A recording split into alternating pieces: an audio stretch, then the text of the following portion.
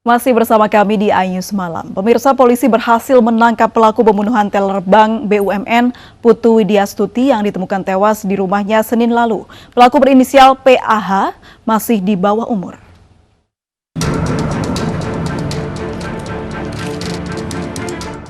Satreskrim Polresta Denpasar menangkap pelaku pembunuhan karyawati Bank Putu Widyastuti yang ternyata adalah tetangga korban. Pelaku berinisial PAH yang masih berusia 14 tahun ini ditangkap di Pantai Penimbangan Singaraja, Buleleng, Bali. Polisi menyita sejumlah barang bukti termasuk 1 unit motor milik korban yang dibawa pelaku.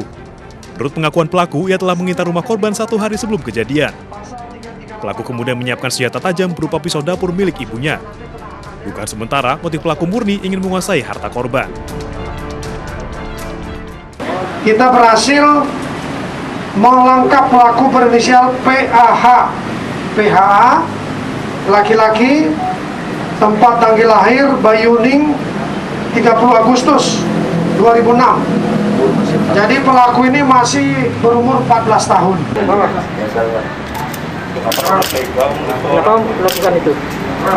Bapak bisa kalap. Karena terpaksa. Kenapa terpaksa? Ya, cukup lah ya. Pelaku yang masih di bawah umur akan ditahan di tahanan anak. Pelaku juga dipastikan negatif COVID-19 dari hasil rapid antigen. Sebelumnya, seorang teller bank BUMN Putu Widyastuti ditemukan tewas pada Senin lalu di rumahnya dengan kondisi luka penuh tusukan. Dari Denpasar, Bali, Indira Ari, iNews melaporkan.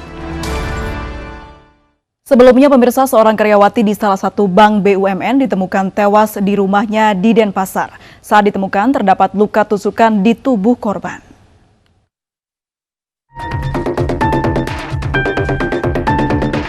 Seorang wanita yang berprofesi sebagai teller di salah satu bank BUMN ditemukan tewas di rumahnya di Denpasar, Bali.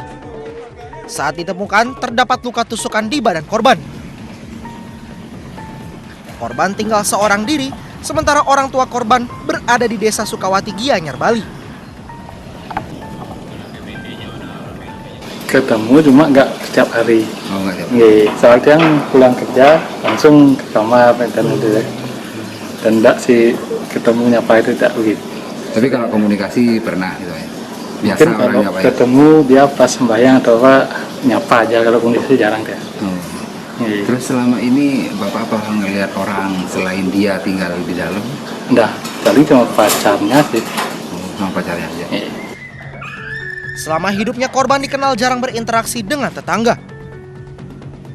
Dari Denpasar, Bali, Muhammad Muhyiddin, iNews melaporkan. Tak terima ditegur, seorang pria mabuk menganiaya pasangan suami istri menggunakan senjata tajam di kota Palopo, Sulawesi Selatan. Dengan masih membawa senjata tajam, pelaku sempat kabur ke area perkebunan sebelum akhirnya ditangkap polisi.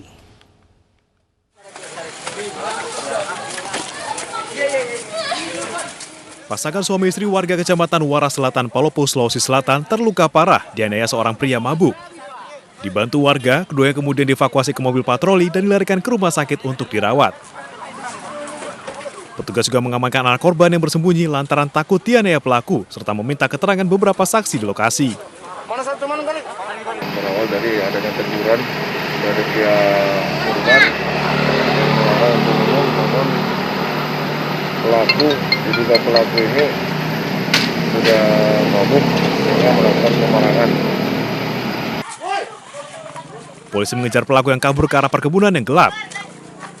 Saat kabur, pelaku diduga masih membawa senjata tajam yang digunakan untuk menganiaya korban. Namun pelaku belum berhasil ditemukan. Polisi kemudian disiagakan di lokasi kejadian untuk menghindari amuk susulan. Dari Palopo, Sulawesi Selatan, Nasruddin Rubak, iNews melaporkan.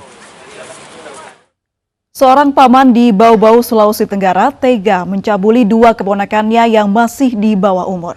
Kedua korban pergi bersama pelaku sebelum dilaporkan hilang.